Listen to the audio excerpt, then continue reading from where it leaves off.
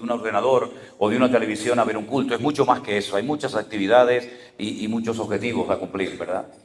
Pero si usted tuvo que salir de una iglesia porque no estaban enseñando una sana doctrina, porque usted fue herido, porque usted tal vez no recibió la atención que usted esperaba recibir, o por el motivo que sea, lo primero que usted tiene que hacer es orar a Dios. Porque es mucho más fácil que ustedes se conecten a nosotros que nosotros a ustedes, por una sencilla razón.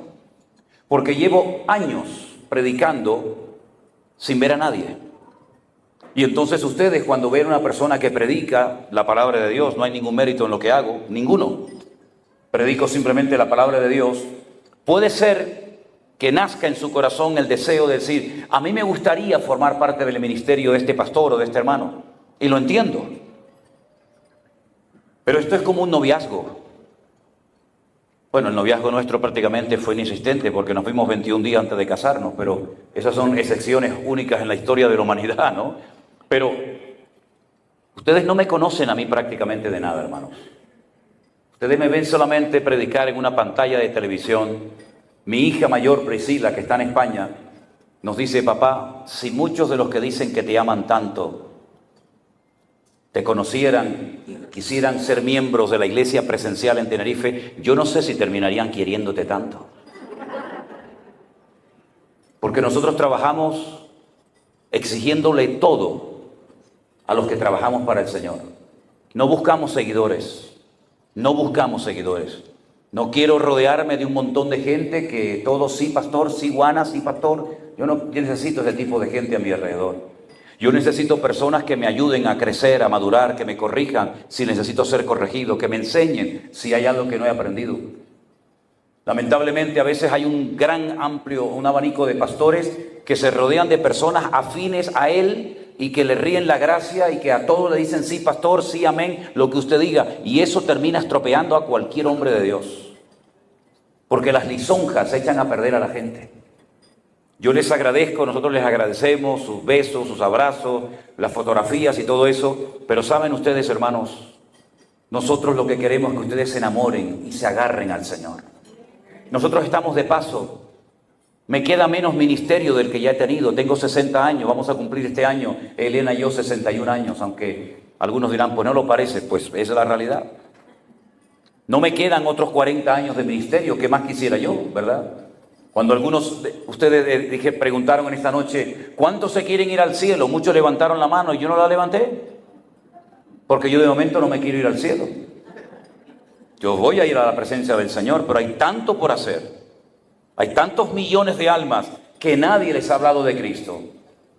Hay tantos cristianos que están parados sin hacer nada que hay que sacudirles y enseñarles y mostrarles la voluntad de Dios para sus vidas, que hay tanto trabajo por hacer que yo de momento no tengo ninguna intención, ningún deseo de irme al cielo.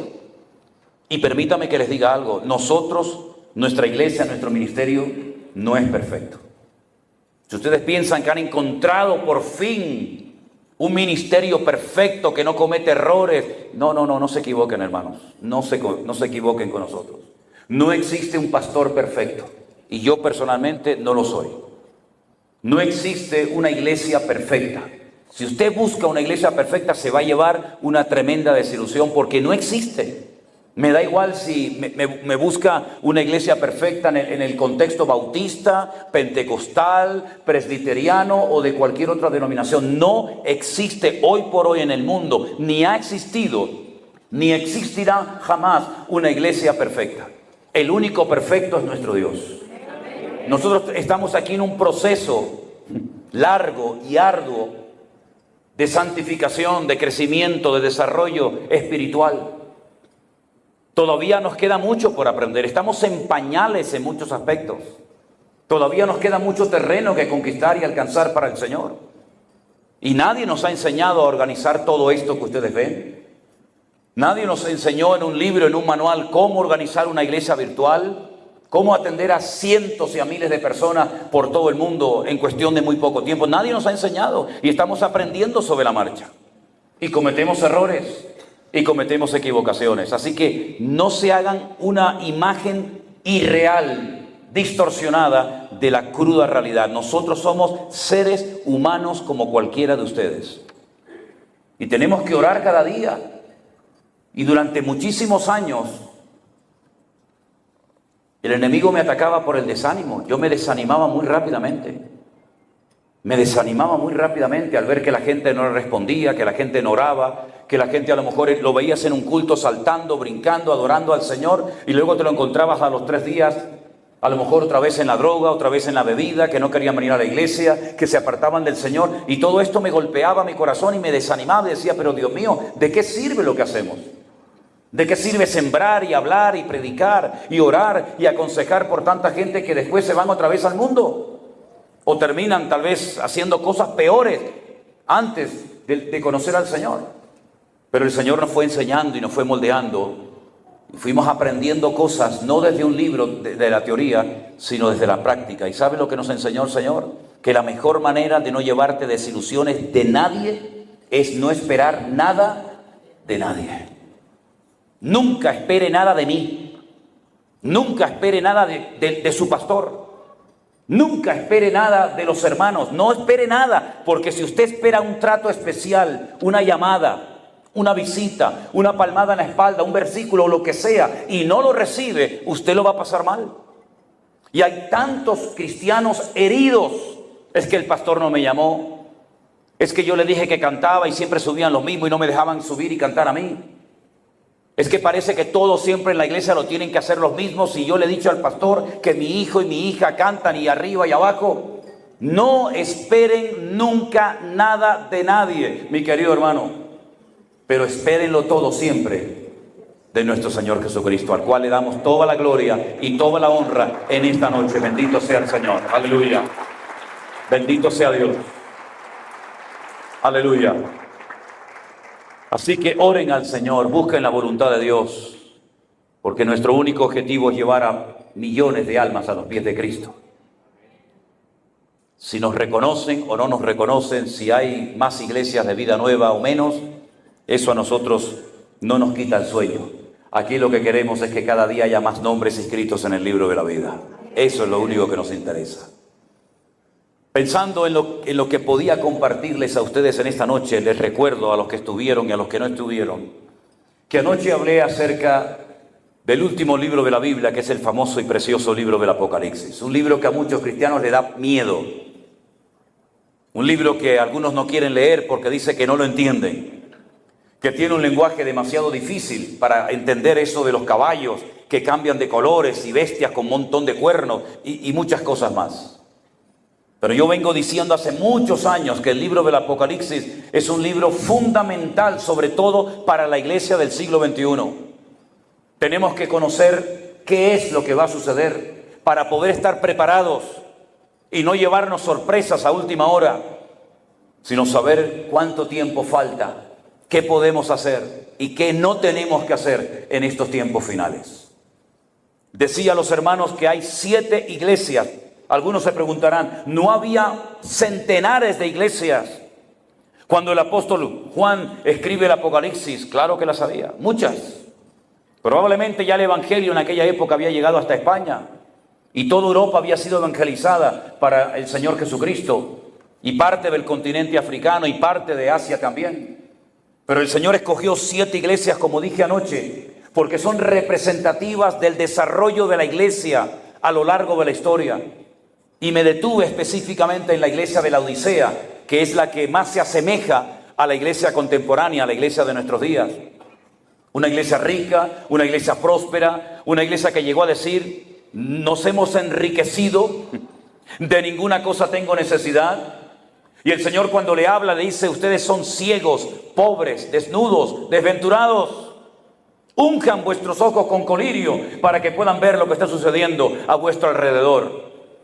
Estoy a la puerta y llamo y nadie me abre la puerta. Están sordos. No sé a quién le canta, no sé a quién han adorado. Ese fue el mensaje duro que el Señor le lanzó, le envió a la iglesia de la Odisea.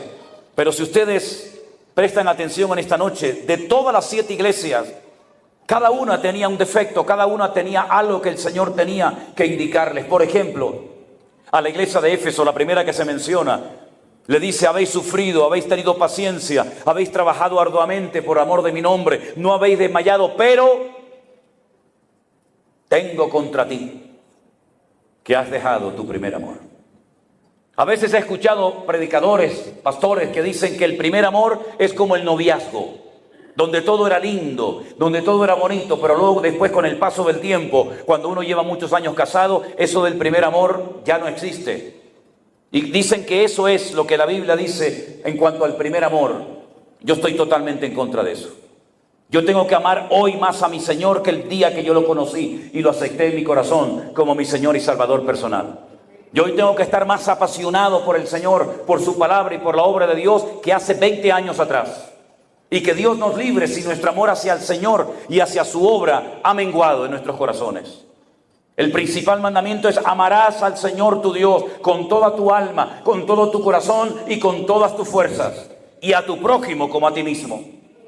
Y eso no es para una etapa inicial, cuando comenzamos a dar los primeros pasos en el Evangelio. Eso se tiene que renovar cada día. ¿O no amamos hoy al Señor más que hace 10 años atrás? ¿No nos ha demostrado el Señor su fidelidad, su amor, su misericordia, y no estamos hoy más enamorados de Él y de su palabra que cuando le conocimos tiempo atrás? Espero que así sea, mis queridos hermanos. Pero la iglesia de Éfeso se enredó en tanta actividad, se enredó en tantas cosas, que dejó lo principal. Y lo principal en la vida no es lo que hacemos, sino lo que somos en Cristo Jesús. Podemos hacer muchos congresos y muchas cenas como estas, y podemos hacer muchos campamentos para jóvenes, y podemos llenar nuestra agenda de actividades, pero la pregunta es: ¿eso es lo que Dios quiere que hagamos?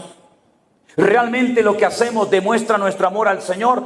¿Qué es lo que nos motiva a hacer lo que hacemos? Esta pregunta se la he hecho a muchos pastores y a veces no han sabido responderla. ¿Por qué usted predica lo que predica? ¿Por qué usted enseña a su iglesia lo que enseña? ¿Por qué hace lo que hace? Y muchos dicen: bueno, no sé, me enseñaron, veo que otros lo hacen, yo también lo hago. Querido hermano, asegúrese en esta tarde de que usted ama al Señor con toda su alma, con todo su corazón y con toda su fuerza, y que cada cosa que haga no lo haga por presión, sino por convicción. No lo haga porque le obliguen a hacerlo, sino que salga de lo más profundo de su corazón, porque el Señor lo que quiere es que hagamos las cosas con gozo, con alegría, como para Él, para su honra y para su gloria. Amén, hermanos. Gócese colocando las sillas, gócese recogiéndola, limpiando la iglesia, repartiendo folletos, haciendo cualquier cosa. Gócese en todo lo que el Señor le permita hacer. Demuéstrele, exteriorícele al Señor su amor, porque el amor no es un concepto abstracto, no es algo que dice, bueno, ama pero no se ve por ninguna parte. No, sí se ve. El amor se tiene que notar en nuestra familia. Por cierto, ¿cómo está su familia, hermano y hermana? Porque hay gente que por trabajar para el Señor perdieron su familia. Conozco muchos hombres que dijeron: yo perdí a mi mujer desde el día que se convirtió y se entregó en esa iglesia, que casi parecía más una secta que una iglesia. No tenía tiempo para atender a los hijos, no tenía tiempo para estar con su marido. El marido llegaba de viaje y ella salía por la puerta, había un retiro, había un congreso, había un ensayo de no sé qué, había una oración, un encuentro de líderes. Y la Biblia dice que el que descuida a su familia es peor que un incrédulo y ha negado la fe. Usted no tiene que enamorarse de la iglesia, usted tiene que enamorarse del Señor. Y usted tiene que cuidar a su familia en primer lugar, antes que a la gente que no son de su familia. Yo sé que en algunas iglesias dicen: no, primero es la obra y luego si hay tiempo para la familia. Nosotros enseñamos todo lo contrario a eso. Porque ¿de qué sirve de que yo gane al mundo si pierdo a mi familia? ¿Con qué autoridad me voy a subir yo a un púlpito si mis hijas ahora mismo no están entregadas y sirviendo al Señor de alguna manera? ¿No dice la Biblia que un pastor tiene que ser sobrio, prudente, apto para enseñar, no dado al vino, no amante de ganancias deshonestas, hospedador? ¿No dice eso? Que tenga a sus hijos en sujeción, que no sea un neófito. ¿No habla la Biblia del aspecto familiar en la vida de un hombre que quiere servir al Señor? Primeramente hay que predicar en casa y después subir al púlpito a decirle a la gente lo que tiene que hacer. Pero pastor, primero empiece por su casa.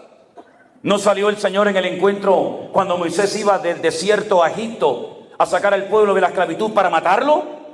¿Cuántas veces me han preguntado eso? Pero pastor, Dios lo llama, le habla a través de la zarza, lo comisiona, le dice, ve y saca a mi pueblo, tráemelo aquí, y le voy a hablar, le voy a enseñar mi palabra, y cuando va, dice la Biblia, Jehová salió para matarlo. Y uno dice, pero yo no lo entiendo. Salgo en obediencia y me quieres matar. Y entonces si usted sigue leyendo el capítulo, en el libro de Éxodo dice que la esposa de Moisés, el pastor, salió corriendo y circuncidó al niño. Circuncidó al hijo y cogió su prepucio y se lo tiró y le dijo, eres un marido de sangre, por culpa tuya Dios mata a mi hijo. Y uno dice, ¿pero esto qué es? Es que la circuncisión, aquella operación que se hacía en los niños en el pueblo de Israel a los 8 días, era la forma de demostrar físicamente, visiblemente, que usted había creído y abrazado el pacto que Dios había hecho a través de Abraham, el patriarca. Y ahora Moisés se va a ir a Egipto a hablarle de un Dios, hablarle de una liberación, hablarle de una tierra prometida, y resulta que en casa él se olvidó de circuncidar a su propio hijo. Es decir, usted va a ir a Egipto a enseñarle al pueblo de Dios, al pueblo de Israel, algo que no vive y que no practica en casa. Empiece, querido, a predicar en casa y déjese de cuentos. Misionero en la India, misionero en España, voy a abrir una iglesia, voy a ir a llevar el evangelio a las naciones. ¿Y su hijo? ¿Y su hija? ¿Y su hijo? ¿Y su esposa y su marido? ¿Cuándo fue la última vez que se sentó con él y le dio un abrazo y le preguntó, ¿te pasa algo? ¿Oramos juntos? ¿Qué te pasa, hijo? Esa es la cruda realidad del mundo evangélico hoy en día. Pastores que están en los púlpitos y tienen a sus hijos en la droga, tienen sus familias destrozadas, hombres que se han casado, recasados, se juntan con esta, se juntan con el otro y se suben a un púlpito a predicar. ¿Qué? ¿Qué me van a predicar, amigo? Empiece primero por su casa, sirviendo al Señor. Los noto muy serios y muy callados. Pero eso es lo que nosotros vivimos y practicamos y hemos creído durante toda nuestra vida. ¿Verdad? La iglesia no es perfecta, pero nosotros queremos complementar la obra que el Señor comenzó en nuestra vida, viviendo en orden y viviendo en santidad. Y hablando de orden, ¿en cuántas congregaciones, no importa la vida privada de una persona, viven con una mujer hace un montón de años, pero nunca se han casado legalmente? Pues déjese de cuentos. Cuando usted quiere viajar a un país, le piden una visa y un pasaporte y lo saca porque le interesa. Y cuando lo para la policía en la carretera y le pide la documentación y su cédula y todos los papeles, usted los enseña. Y cuando se compra una casa, una propiedad, usted tiene sus escrituras y puede demostrar que ese terreno, esa casa, esa finca es suya. Y todo en la vida es cuestión de papeles y todo es cuestión de legalidad. Ay, amigos, pero cuando llegamos al tema del matrimonio parece como, no pasa nada. El Señor es mi pastor y nada me faltará. No, hay que poner en orden la vida privada antes de querer poner la vida pública de los demás en orden. Qué poco se enseñan estas cosas, ¿verdad? Qué poco se enseñan estas cosas. Hay una iglesia en el libro del Apocalipsis donde había una señora, no la voy a llamar hermana, la voy a llamar una señora, que no sabemos si realmente se llamaba Jezabel o le habían puesto el nombre de Jezabel por aquella perversa Jezabel del Antiguo Testamento, ¿se acuerdan? Yo siempre he dicho que después de Satanás, la persona más mala en la Biblia fue Jezabel. Los perros ni terminaron de comérsela de lo mal que tenía que saber la carne de esta mujer. Dice en el libro del Apocalipsis capítulo 2, el versículo 20, tengo unas pocas cosas contra ti. Escuchen, toleras, permites, consientes que esa mujer llamada Jezabel, que se dice profetiza, enseña y seduzca a mis siervos a fornicar y a comer cosas sacrificadas a los ídolos. En el concilio de Jerusalén, si usted lee esta noche detenidamente el libro de los Hechos, el capítulo 15, usted va a ver que por primera vez se junta todo el liderazgo de la época, los apóstoles, y todos allí se juntaron en la ciudad de Jerusalén. ¿Por qué? Porque comenzaron a haber problemas en las congregaciones. El número de judíos ya no era tan elevado como el número de gentiles que se convertían a Cristo, y entonces comenzaron los choques culturales. ¿Por qué? Porque los gentiles comían sin lavarse las manos. Para ellos era normal. Un judío se tiene que lavar 3 veces la mano antes de comer. Un judío no comía ciertos y determinados alimentos. Los gentiles comían cualquier tipo de alimentos. El judío miraba al animal y si el animal tiene pezuña y es rumiante, lo comía. Pero si simplemente tiene pezuña pero no es rumiante, como por ejemplo el cerdo, no lo comían.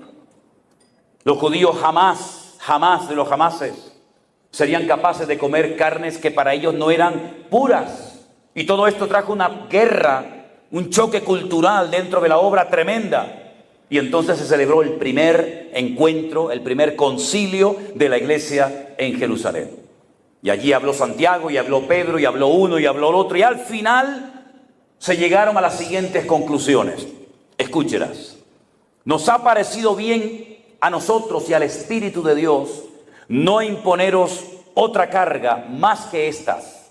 Y le dicen, enséñenle a los hermanos que se abstengan de sangre, de ahogado y de sacrificios de animales que han sido previamente sacrificados a ídolos. Y dice que escribieron cartas y las mandaron por todas las iglesias de la época, y cuando llegaban en dichas cartas se leían en los púlpitos y la gente sabía cuáles eran los acuerdos de orden interno que se habían establecido en el concilio de Jerusalén para ayudar a la armonía y a la convivencia entre hermanos. Pero esta señora, miembro de la iglesia de Tiatira, que sabía perfectamente lo que no se debía de hacer para no causar divisiones internas en la iglesia, enseñaba todo lo contrario. Se había dicho, absteneos de sangre, de ahogado, no participéis de este tipo de cosas, pero ella decía como profetisa, que se podía comer cosas sacrificadas a los ídolos y les enseñaba a cómo cometer fornicación en la iglesia. En otras palabras, iba en contra de la norma, iba en contra de lo que se había enseñado para el beneficio de la obra en el concilio de Jerusalén. ¿Quién le permitió a esta señora, quién le permitió a esta mujer enseñar estas barbaridades, estas herejías en la iglesia? El pastor. El pastor es una pieza clave en toda iglesia. Da igual si es esta o cualquier otra. El pastor es el que abre o cierra la puerta a muchas cosas. Y como la gente ama y respeta y se fía del pastor, uno tiene que tener sumo cuidado con lo que permite y con lo que no permite en la iglesia. Porque muchas veces la gente por amor, por respeto, por cariño, por educación, aceptan las cosas, dicen amén y no comprueban a la luz de las Sagradas Escrituras si lo que se enseñó desde el púlpito era bíblico o era humano. Y después pasa lo que pasa. El Señor le dijo a través de la pluma de Juan a la iglesia de Tiatira que muchas personas iban a caer enfermas, postradas en cama, porque habían entrado falsas doctrinas, lo contrario a la sana doctrina en la iglesia de Tiatira. Y mis queridos hermanos, cuántas herejías, cuántas barbaridades, cuántas cosas terribles han entrado en iglesias cristianas evangélicas. ¿Cuántas? Personas que se les exige pagar un dinero al pastor en la mano para poder ser bautizado. Personas que tienen que pagar para recibir milagros. Personas que tienen que pactar con el apóstol de turno para que él te dé una cobertura espiritual y parece como que tu vida esté protegida por él. Y podríamos estar toda la noche enumerando una detrás de otras cosas que no son de Dios, pero que la gente las ha aceptado y el mundo se ha enterado que muchas veces en las iglesias hay más desorden que en la calle. Porque cuando la iglesia no impacta el mundo impacta a la iglesia. Y lo que ha sucedido en muchas ocasiones es que la gente ha estado creyendo y practicando cosas contrarias a la palabra de Dios, creyendo que hacían actos de obediencia al Señor. Usted no tiene que pactar con nadie, mi hermano. ¿Me oyó bien? Usted no tiene que hacer pacto con ningún hombre. Usted no tiene que darle un sobrecito de dinero para que el pastor le haga una oración y le pase la manita por encima y usted se vaya contenta a la cama a dormir esta noche. No haga nunca eso. Usted no tiene que hacer méritos personales para caerle bien al pastor y que lo ponga en su grupo más íntimo. Y entonces usted tiene como más proximidad al siervo de Dios. Esas cosas son totalmente antibíblicas. Usted a quien tiene que agradar y honrar y servir es al Señor tu Dios. Y dice la Biblia, al Señor tu Dios adorarás y a Él solo servirás. Y cuando nos desviamos del decreto, de la palabra, del mandamiento bíblico, nos abrimos a cosas que no agradan a los ojos del Señor. En uno de los viajes que hice a la ciudad de Milán, en Italia, me llegó un matrimonio de hermanos y me pidieron si los podía atender y hablar con ellos. Eran de otra iglesia. No eran de la iglesia que me había invitado, pero ese día se había hecho un culto unido. Y entonces vino mucha gente de otras congregaciones y este matrimonio me dijo, hermano, el domingo pasado nuestro pastor dice que el Espíritu, no sé cuál, pero dice que el Espíritu le puso en su corazón que él tenía que acostarse en la plataforma y la iglesia tenía que pasar y taparlo, cubrirlo con billetes, con dinero.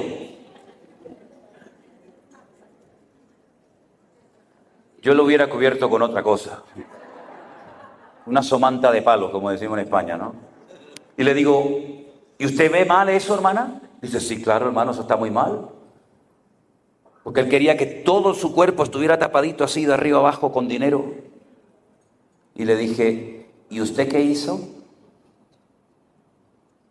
Y me dice, yo pasé, hermano. Y lo tapé. Y le dije, ¿usted tiene algún cargo, alguna responsabilidad en la iglesia? Me dijo, sí, yo soy líder de no sé qué. Le digo, usted es peor que él. Es muy fácil venir a mí aquí, que no me conoce de nada, criticarlo a él, pero usted es igual o peor que él. Porque el que ve algo antibíblico y lo apoya es peor que el que lo promueve. Usted se ha hecho copartícipe de eso. Así que si busca un consejo mío, es que le pida perdón al Señor. No tenga miedo a renunciar a sus cargos, porque en el reino de Dios no existen cargos, existen cargas, que es muy diferente. Y salga corriendo inmediatamente de ese circo antes de que Dios diga basta. Y ahí los dejé. Al año siguiente volví otra vez a la congregación y ya, bueno, se habían marchado, ya se habían incorporado a otra congregación. Pero ¿cuántas veces cuestionamos, criticamos, nos damos cuenta que lo que se ha enseñado y se ha dicho no es bíblico, pero ahí te quedas? ¿Por qué? Porque eres el líder de alabanza, porque eres el líder de no sé qué. Y hay gente que se agarra al cargo y renuncia al orden y a la santidad por amor a la silla y no la quieren soltar. Y si hay alguien aquí entre nosotros que tu cristianismo ha sido así, agradar a los hombres para ir escalando y llegar a una posición de respeto, de reconocimiento o de autoridad, te equivocas, mi hermano y hermana, rotundamente. Porque aquí de lo que se trata es morir a la carne, morir a nosotros mismos y pedirle al Señor algo que muy poca gente le pide. Señor, yo quiero ser un siervo tuyo. Servir a la gente y no servirme de la gente, como lamentablemente ha ocurrido. Se ha creado todo en la literatura, se ha hecho toda una filosofía alrededor del éxito personal. En el año 1990, fuimos a vivir a Argentina un tiempo. Estuvimos años trabajando únicamente como evangelistas, predicando días, semanas y hasta a veces meses en las calles. Y pasábamos por muchas iglesias en aquellos años y veíamos un cartel luminoso de neón que decía, entre, aquí oramos por la prosperidad económica. Y entré en alguna de esas congregaciones y el pastor decía, ¿cuántos aquí tienen hoy un problema económico? Imagínense, en el año 90, que la gente tenía que asaltar los supermercados para comer algo. Todo el mundo tenía crisis económica y la gente iba a las iglesias. Antes, previamente, tenían que pasar por la caja y dejar su respectivo donativo o ofrenda para que alguien les orara y le hiciera una oración desde el púlpito para que usted recibiera prosperidad económica. ¿Saben, hermanos? Yo no estoy en contra de la prosperidad. Yo creo que Dios prospera. Pero, ¿qué es el concepto de prosperidad según la Biblia? Teniendo sustento y abrigo, estemos contentos con esto. ¿Cuántos dicen amén? teniendo comida, teniendo algo para llevarse a la boca, teniendo un techo, teniendo algo de ropa. Con esto estemos suficientemente contentos. Porque la raíz de todos los males es el amor al dinero. Y por el amor al dinero muchos se han desviado del camino correcto y han hipotecado su fe y han dado un pésimo testimonio al mundo. Claro que creemos en la prosperidad, pero ¿es que acaso tener hijos sanos no forma parte de la prosperidad en nuestra Biblia? ¿Es que acaso estar en esta noche aquí no es parte de esa prosperidad y de esa bendición de Dios? ¿Saben cuántos hermanos darían lo que fuera por estar esta noche usted sentado en esta silla? Somos prósperos porque la prosperidad más grande es que Cristo Jesús ha perdonado todos y cada uno de nuestros pecados y ha escrito nuestro nombre en el libro de la vida, y ahora somos hijos del Rey de Reyes y Señor de los Señores. Esa es la bendición más grande del mundo. ¡Aleluya! Es lo más grande que nos ha ocurrido en la vida. Y si tenemos que comer pan y cebolla, comemos pan y cebolla y vamos a orar: gracias, Señor, bendice este pan y esta cebolla, que traiga fortaleza física a mi cuerpo. Aleluya. Y si Dios no me sana, aunque se lo he pedido, sabe que tengo fe, pero no me sana, me gozaré en el Señor. Y si no me da aquel trabajo que tanto me gustaba tener, daré gloria al Señor. Y aunque Dios me mate, lo seguiré alabando, porque yo sé que mi Redentor está vivo y algún día lo veré con mis propios ojos. Esa es la prosperidad que el Señor quiere darle a su pueblo, de la cual poco o nada se habla. Además, ahora entre nosotros que no nos escucha nadie, ¿prosperidad para quién? Siempre para el mismo. Siempre para el mismo. Cuando yo he dicho que cuando hay, tiene que haber para todos. Y cuando no hay, no hay para ninguno. Pero prosperidad para que una persona siga y siga y siga y siga, mientras los demás, como vasallos, como corderos al matadero, siempre tienen que girar en torno a un hombre. Eso es lo más abominable y lo que más rechaza nuestros corazones, porque eso no le da honra y gloria a nuestro Dios. Nunca olvidaré cuando un día estaba en tu país, en Costa Rica, me invitaron unos señores que nunca más me volvieron a invitar. Gracias a Dios. Gracias a Dios. Me encontré a una señora en una fila enorme para entrar a un canal de televisión con 2 gallinas. Claro, yo venía de España, en mi vida había visto una televisión cristiana, en mi vida había oído esas cosas que se hacían, y cuando yo llegué y miré a la señora en la fila que iba a entrar a ese canal de televisión, le pregunté: señora, ¿a dónde va usted con esas 2 gallinas? Y me dice: voy a sembrarlas, pastor. ¿A sembrarlas dónde? Yo digo: ¿será esto un acto de brujería, de hechicería o algo? ¿Cómo sembrar las gallinas, señora? No lo entiendo. No, las vengo a sembrar para el Señor, como si el Señor necesitara unas gallinas. Y entonces cuando entré me preguntaron los señores, aquellos que estaban, los señores feudales que estaban allí, los condes y los duques que estaban allí: usted español, me dicen así, usted español, ¿qué opina de todo esto? Y le dije: esto me da asco. ¿Pero cómo dice usted eso? Dice: acabo de ver a una señora pobre que viene caminando de no sé qué sitio con 2 gallinas. Cuando usted tiene su nevera llena, y a esta señora le vamos a quitar 2 gallinas con el cuento de que Dios la va a bendecir si da todo lo que tiene.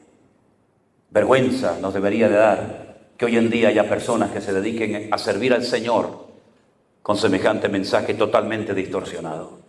Yo le dije al Señor antes de la pandemia, y créame, se lo digo delante del Señor, yo no me crié en una iglesia de mala doctrina, ni estuve en estos movimientos raros, pero me llegaban noticias y cartas y me comentaban, y a veces me hacían ver una cosa que no me interesa, pero bueno, y yo le dije antes de marzo del 2020 al Señor, dije: Señor, ¿hasta cuándo, Señor? ¿Hasta cuándo van a pisotear a tu pueblo? ¿Hasta cuándo van a manipular a tu amada iglesia? Se nos partía el corazón viendo cómo la gente tenía que ir a dar un dinero para que les quitaran los demonios que tenían encima. ¿Pero qué demonio le van a quitar a un cristiano? Si un cristiano es nueva criatura en Cristo Jesús. Las cosas viejas pasaron y aquí es hecho nuevo. Y mi cuerpo es el templo del Espíritu Santo. ¿De qué me están hablando? No, es que su padre fue un alcohólico. ¿Y a mí qué me importa si mi padre fue un alcohólico? Yo soy una nueva criatura en Cristo Jesús. Allá él con su alcoholismo, allá él con sus pecados.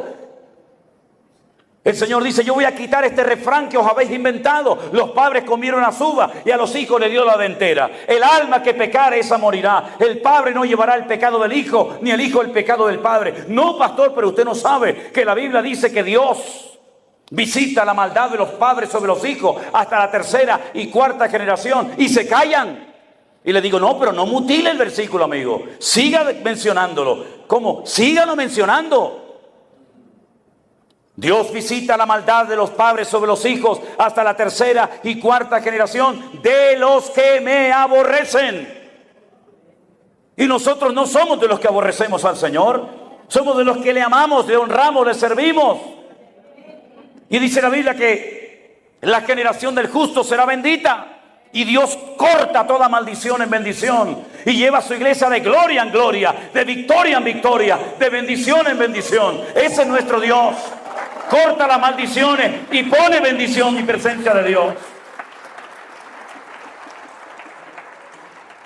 Mutilan los versículos, manipulan los textos, sacan textos del contexto y forman pretextos. Y la gente en su ignorancia, porque ojo, mucho de lo que ha ocurrido ha sido por falta de conocimiento de las Sagradas Escrituras. No le echemos la culpa solamente a ellos, También la gente tiene que asumir su falta de conocimiento de la palabra de Dios. Mi pueblo perece por falta de conocimiento, dice Jehová de los ejércitos.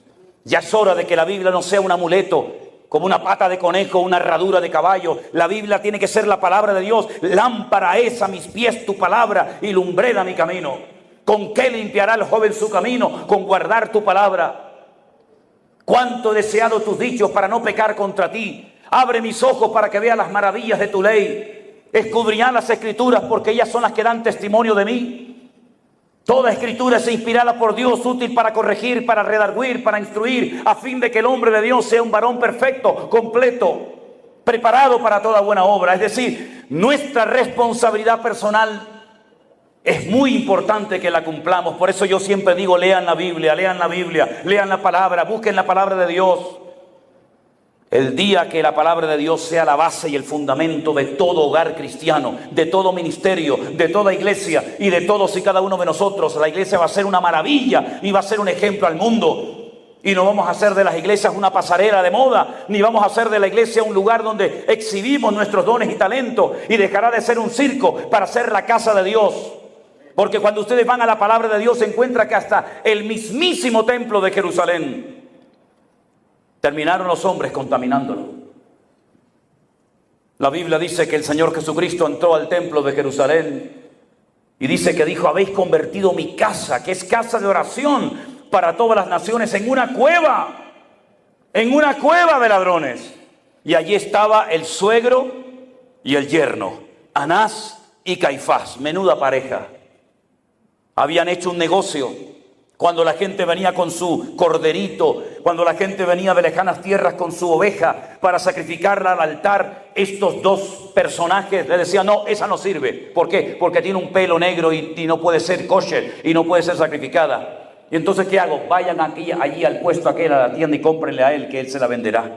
Tenían un negocio montado dentro de la casa de Dios, el suegro y el yerno, Anás y Caifás. ¿Qué les parece? Un negocio dentro de la casa de Dios. La gente se acostumbró al comercio, al trapicheo, a la mentira, a la manipulación, hasta el día que entró el Santo de Israel. Y cuando llegó allí dijo, ¿qué es esto que habéis hecho? Y dice que volcó las mesas, se hizo un látigo con las cuerdas, los sacó a todos a patada y dijo, el celo del Señor me consume. Casa de oración tiene que ser esto, en una cueva de ladrones como ustedes. ¿Cómo no se sentían mal? ¿Por qué la gente seguía yendo? Porque se acostumbraron al desorden. Se acostumbraron a vivir entre desorden y entre mentirosos. Como muchos se han acostumbrado creyendo que es normal vivir de esa manera una vida cristiana correcta delante de los ojos de Dios. Allí no se curaba nadie, hermano. No había poder de Dios, no había milagro, no había vidas cambiadas, no había nada, no había nada, no había nada, no había nada.